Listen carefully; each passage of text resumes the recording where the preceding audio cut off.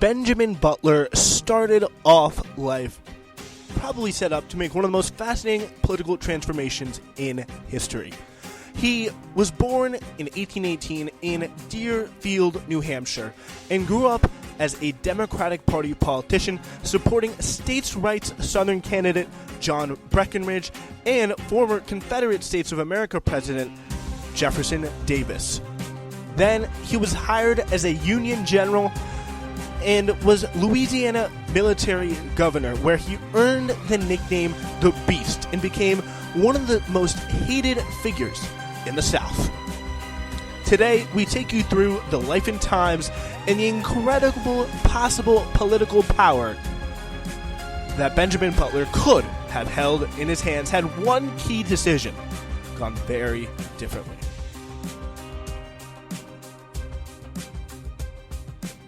Welcome to this episode of Hidden History. Very, very excited for this one because today we're talking about probably one of the most little known and most fascinating figures in the historical record, especially from the Civil War. So that is Benjamin Franklin Butler.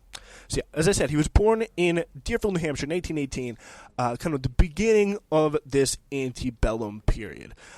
His mother kept a boarding house. His hope as a young man was to attend the United States Military Academy at West Point. Instead, he graduated from Waterville College, now Colby College, in Waterville, Maine. After finding a successful law practice in Lowell, he entered Democratic Party politics, championing working-class issues. By the way, source material from today coming from Encyclopedia Virginia. He also campaigned for Southern rights Democratic candidate John Breckinridge, one of the most vociferously pro-slavery people out there in the U.S. election of 1860.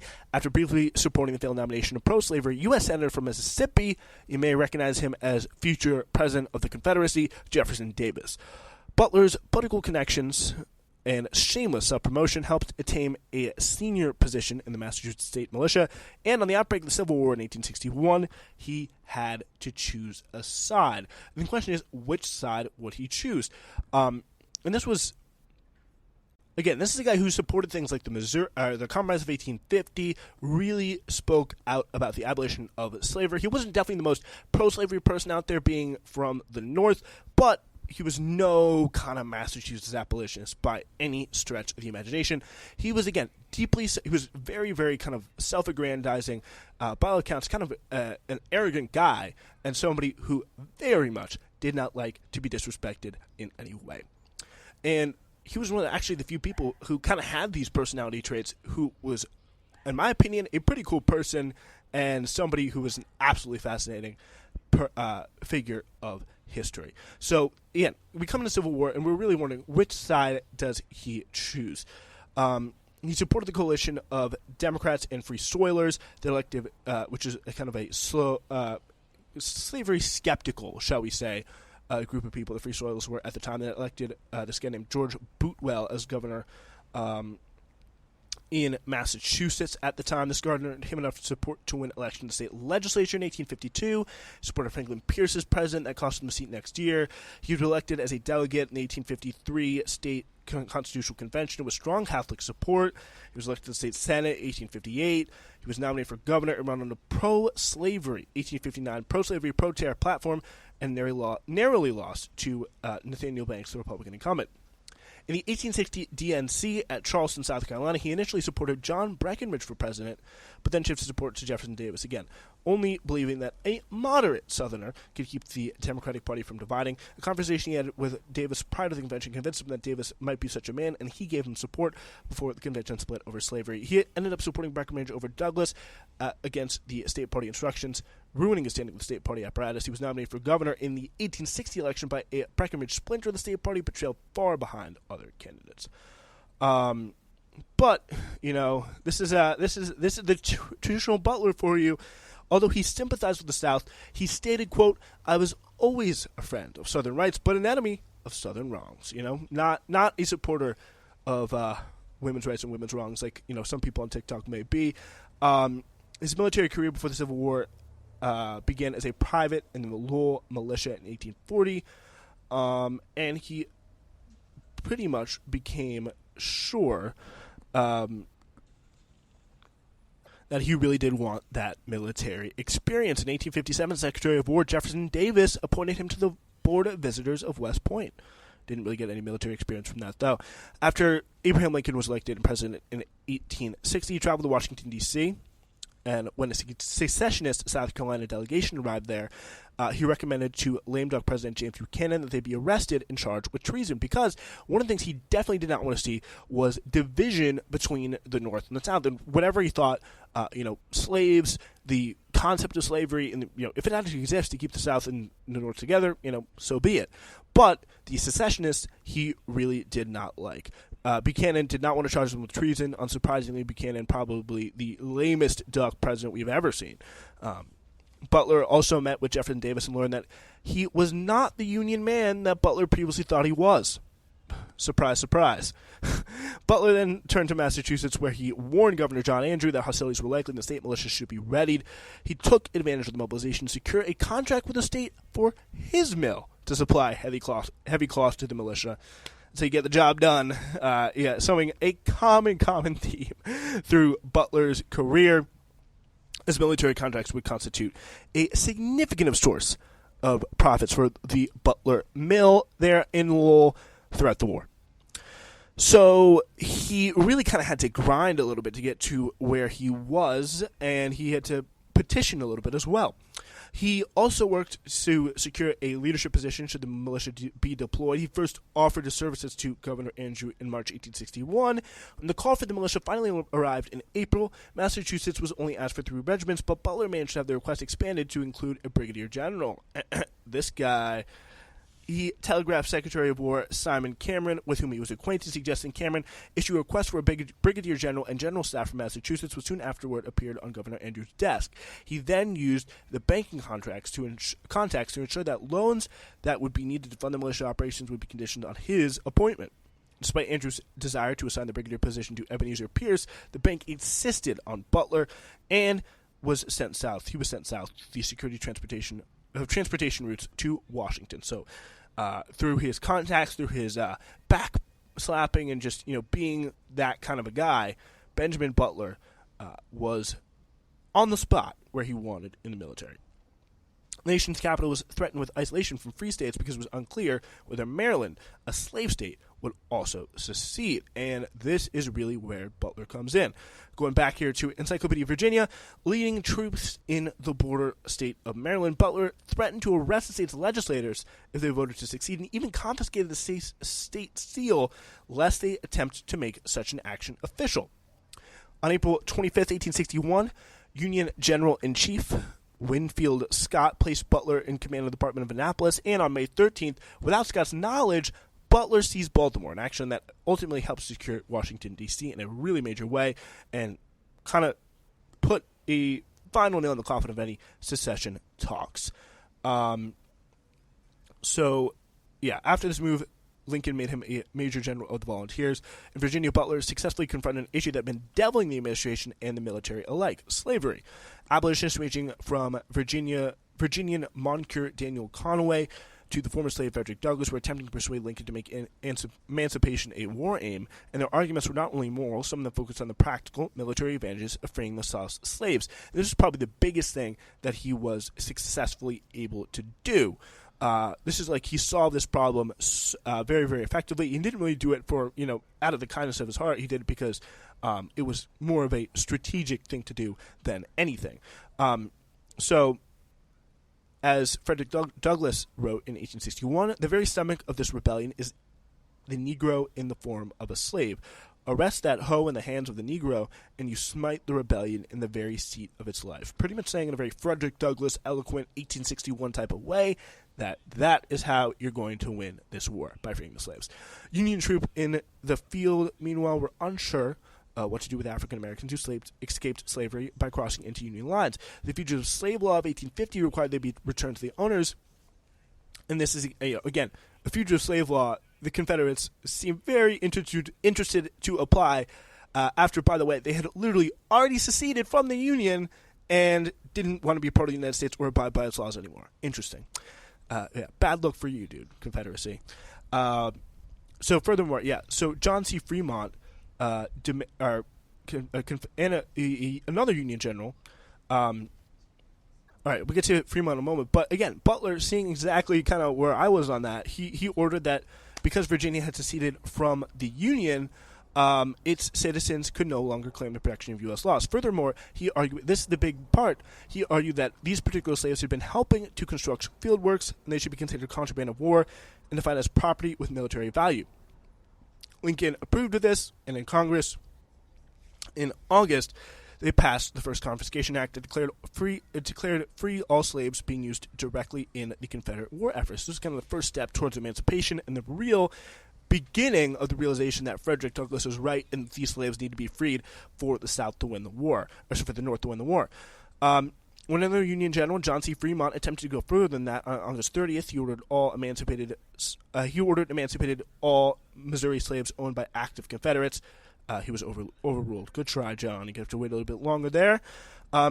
Meanwhile, though, Butler sought glory on the field. He was definitely someone who was pretty upfront and clear about what he was doing. When he attempted to take the Confederate capital at Richmond via the James River, his forces were roundly defeated at the Battle of Big Bethel in June 10th, 1861. The relatively minor engagement provided a glimpse of Butler's legendary tactical incompetence, and he was relieved of command at Fort Monroe. So these generals doing these incompetent things that were too aggressive, and they had generals doing the incompetent things that were completely unaggressive, like George McClellan, who multiple times missed golden opportunities to end the Civil War, before it really went on for that long. But really, I think the two defining points of Butler's kind of pre-war career were New Orleans. During war career, where the fugitive slave kind of contraband of war thing, which really helps lay the groundwork for all these slaves to get out there and to actually, experience freedom, experience an actual desire to help the North, and giving them agency for the first time, actually, which is really, really significant, to kind of get back at the Confederacy and actually allowing them to kind of make their own free choice. Very, very big and significant there. But after the Union capture of New Orleans in the spring of 1862 by naval forces under the command of David G. Farragut, Butler was appointed the city's military governor. And here's where things get interesting. He feuded with foreign consuls, city officials, allegedly looted gold and other valuables from the city's banks and mansions, profited from illegal trade in cotton lines, and even hanged a local gambler, William Mumford, for hauling down the U.S. flag. He was up to no good. Definitely one of the most controversial periods of Butler's career.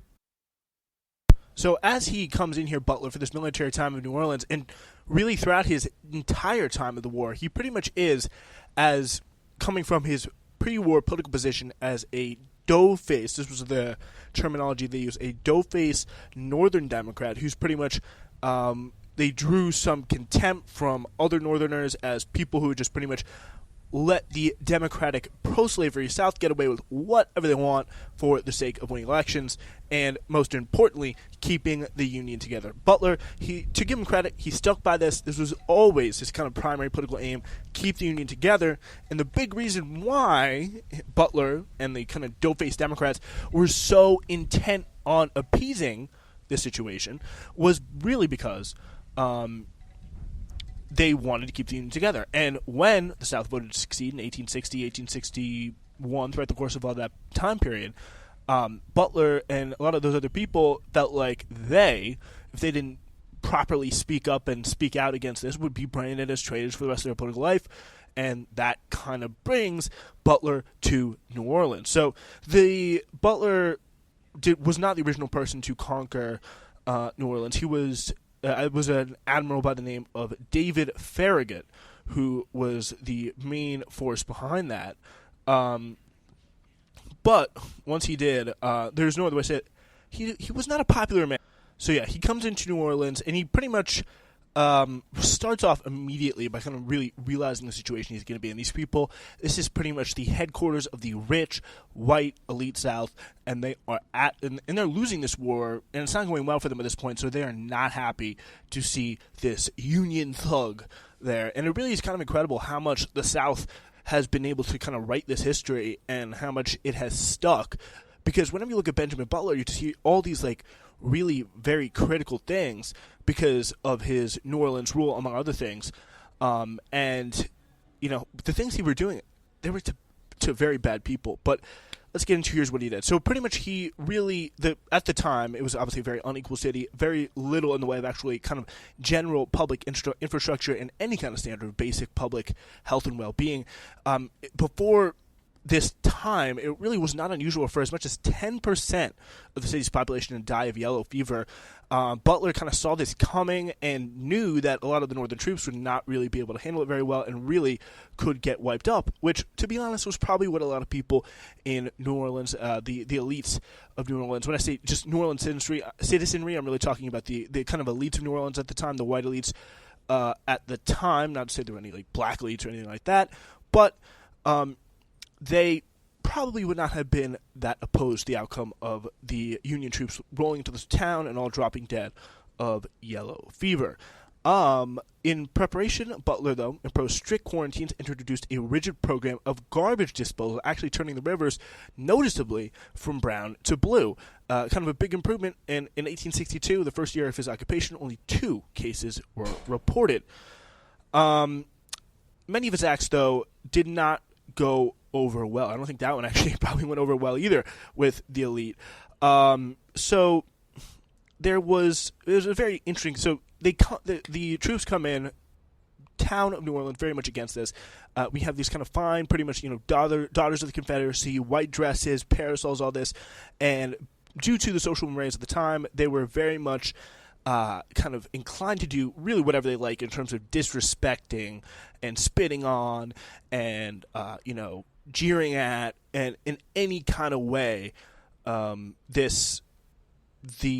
Union troops, the occupying forces, it kind of culminated in the incident where David Farragut, the guy who conquered New Orleans in the first place for the Union, a chamber pot was dumped on his head as he was walking down the street from a fine lady on the balcony, just chucking it over on him, and just dumped a and this apparently actually happened multiple times, but David Farragut just being the most notable victim of the chamber pot attack.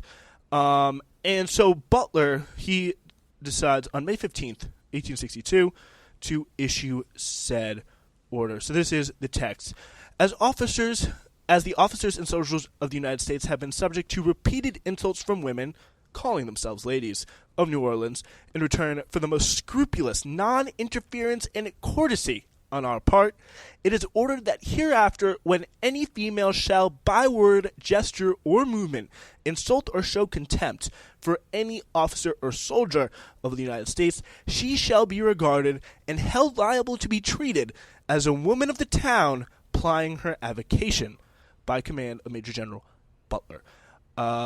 So that is pretty much, speak of the time, I guess, is what you would call it, for if you insult the Union General, you would be treated as a prostitute. So that was a big and heavily controversial thing that a lot of people in New Orleans, especially those fine ladies who had such a time doing it, and also really resented being accused of such a crime, because of their, previous social standings and, self-conceptions, they were, this pretty much was one of the main things that earned him the nickname The Beast. So here, this meant is the usual social standards no longer applied, and she could be retaliated against a woman, either verbally or physically, as if she was a common prostitute.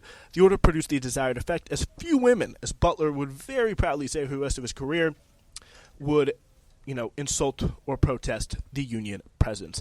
But it was seen as extremely draconian by everyone, pretty much except everyone in the South, and pretty much the entire aristocracy. Even some people in the North raised a few eyebrows, notably the very, again, the Southern ladies and the planter class, and especially the British Parliament of the 1800s, was probably not the time where anyone wants to kind of draw moral authority from. But he was officially condemned by the Prime Minister of England at the time to the United States Minister to the Court of St. James or whatever. So he was not popular at all.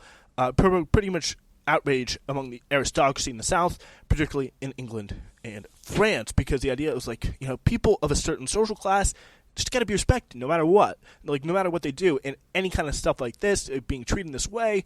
Of course, the South made a big hay of they pretty much treated it as, Union soldiers were literally going around having their way with these women, that they were designated as a common prostitute, but pretty much what it was, more than anything, was an intimidation measure.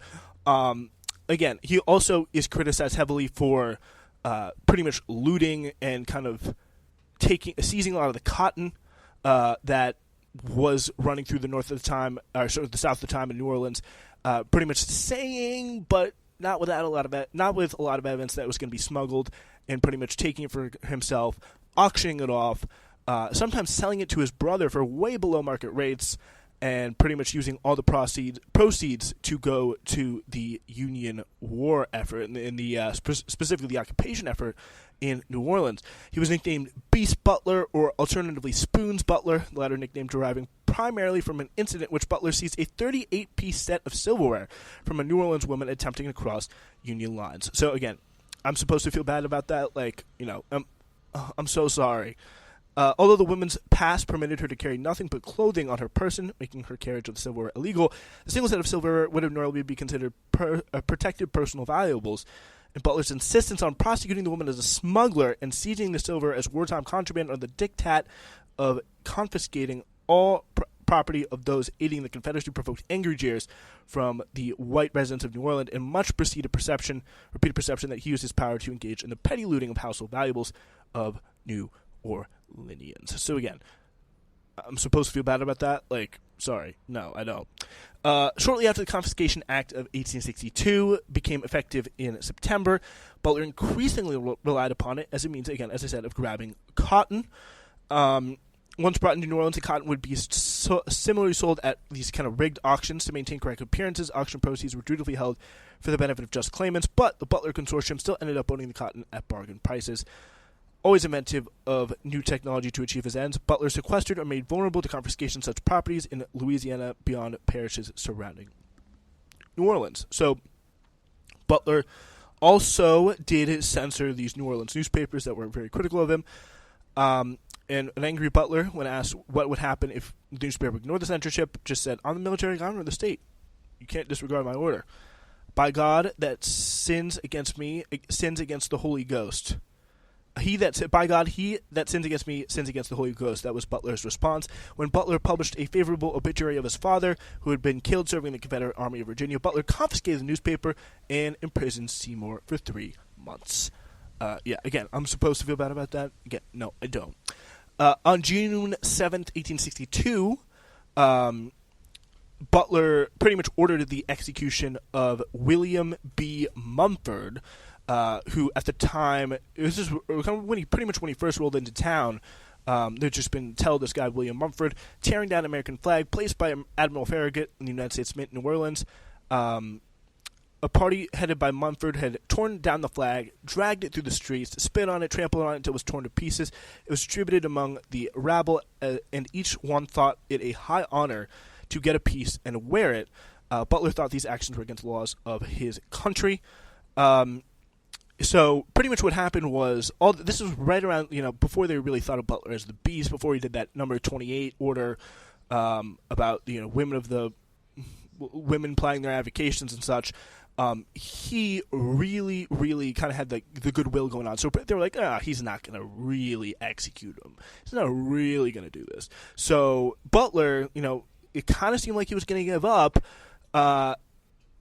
because before Mumford was executed, Butler permitted him to make a speech for as long as he wished, and Mumford defended his action by claiming he was acting out of a high sense of patriotism, pretty much making the case that, America had to be, the right America, the patriotic America is the one I want, which is a slave state in active rebellion from the United States government. Most, including Mumford and his family, expected Butler to pardon him, give him the glad hand, being like, I didn't really mean it. Just don't do it again, whatever. Butler's like, nope, you're gone. And he was gone. For that, and for General Order Number 28, Confederate President Jefferson Davis, who he supported, by the way, with friends like these, who needs enemies,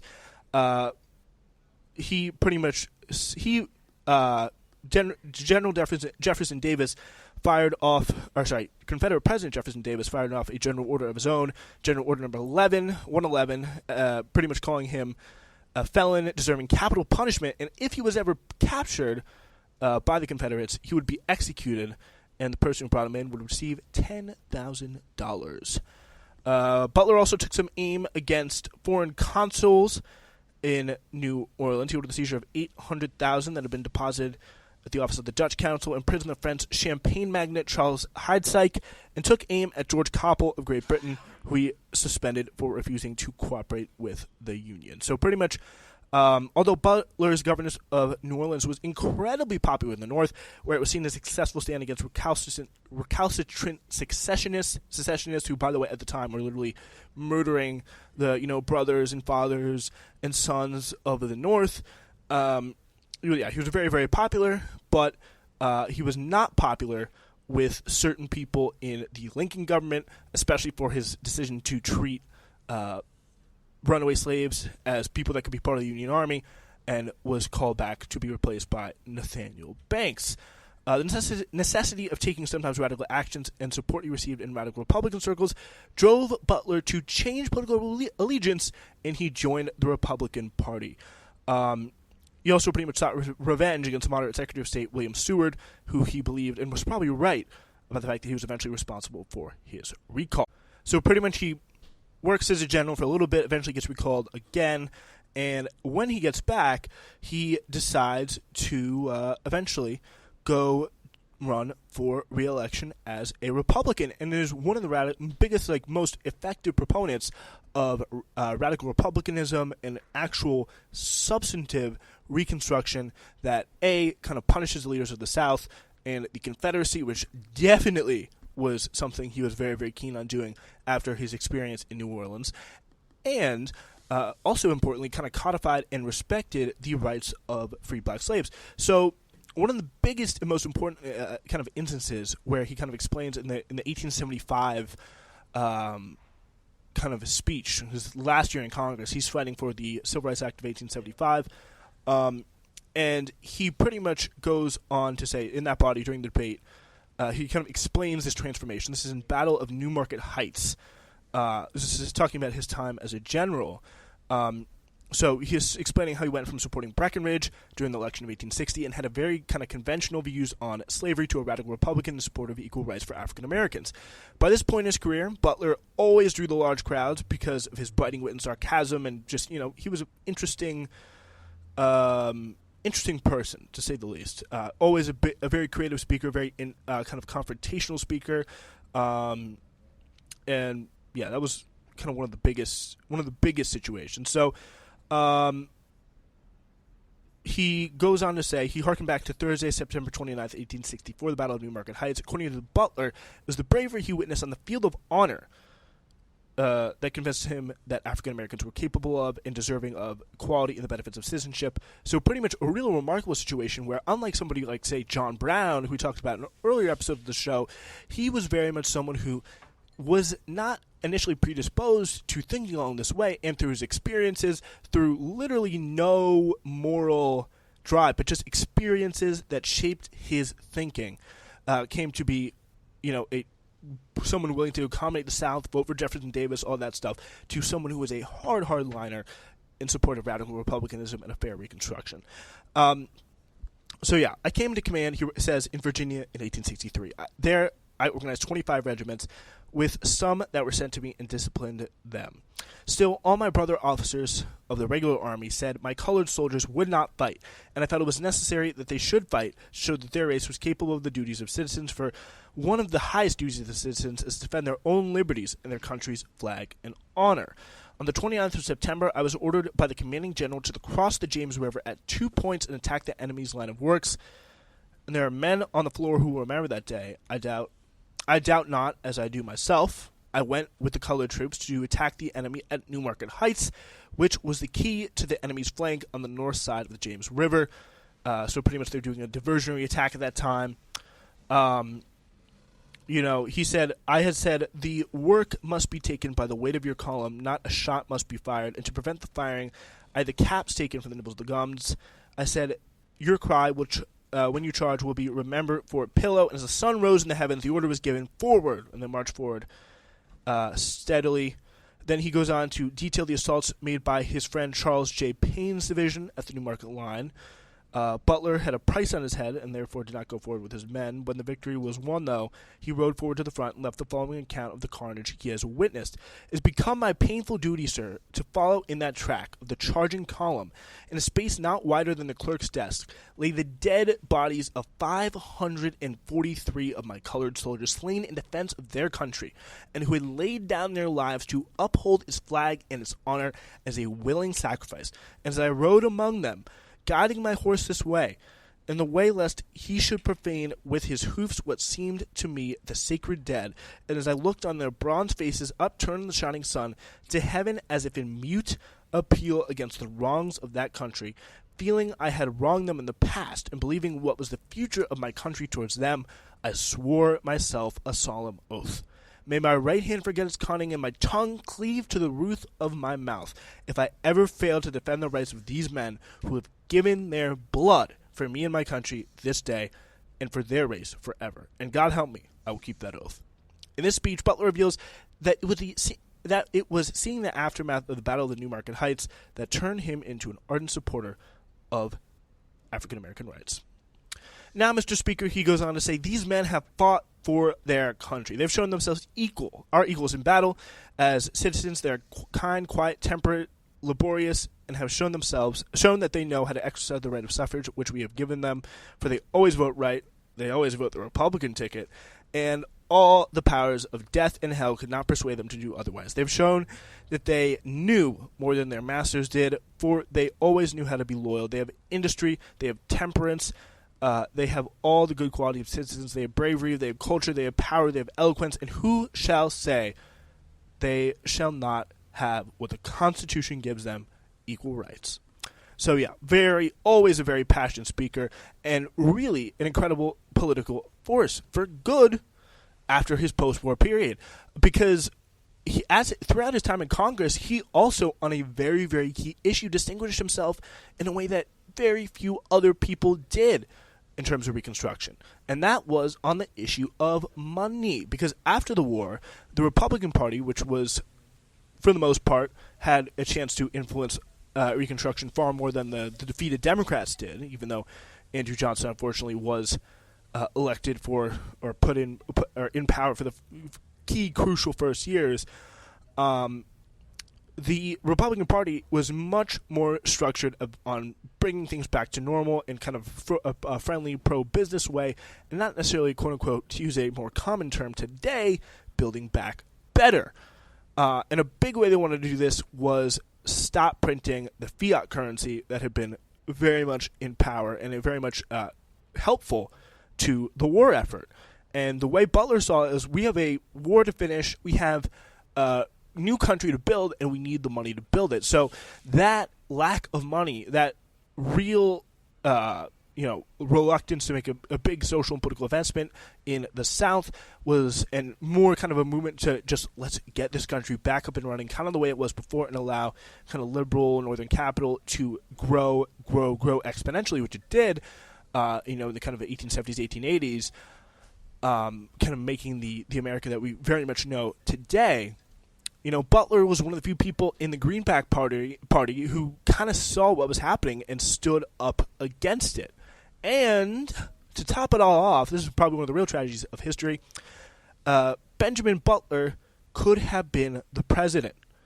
Actually, as what we saw here, so this is kind of in the period of the Southern Democrat. So pretty much what Lincoln wanted to do is, he really wanted to run on a post-war, bring the country together, unity ticket. So what better person to pick than somebody who had been a pretty Democratic Southerner, he was a Northerner, but a Democrat, wartime Democrat, than Benjamin Butler. Benjamin Butler actually got the first call to be the VP because they wanted a Democrat who fought for the Union, but could conceivably have some credibility with large parts of the country who were not necessarily favorable towards Lincoln at the time. So yeah, this is right around the time Butler's kind of like killing it in New Orleans, raking it up, and also kind of having a good time. So he gets this kind of time where he was pretty much, for and still is today, vice president being the most powerless job in Washington. So Lincoln sends an envoy to ask, please say, this is the response, please say to Mr. Lincoln that while I appreciate with the fullest sensibilities his act of friendship and the high compliment he pays me, I must decline. Tell him that I said laughingly that with the prospects of a campaign before me, I would not quit the field to be vice president, even with himself as president, unless he would give me bond insurities in the full sum of his 4-year salary, that within 3 months after his inauguration, he would die unresigned. So pretty much what happened there, obviously, is he died a bit sooner than 3 months after his inauguration, unresigned, at the hands of, obviously, the gunman, John Wilkes Booth, and in his place would be Andrew Johnson, who was Lincoln's second choice as a Southern pro-war Democrat, and who definitely did not share the zeal of punishment that Benjamin Butler did towards the South, and led to probably one of the weakest and most consequential periods in Reconstruction that very much shaped the post-Reconstruction racial order that we are very much still largely contending with today. And to wrap it all up, Benjamin Butler is an incredibly, I would say, misunderstood, kind of, in some ways, slandered figure who, if Lincoln had just gotten that one right answer, just think about how different history could have been. Thank you so much for listening. We could very well be back on Thursday, but if not, we'll be back on Tuesday. But more news flashes definitely coming your way this Wednesday.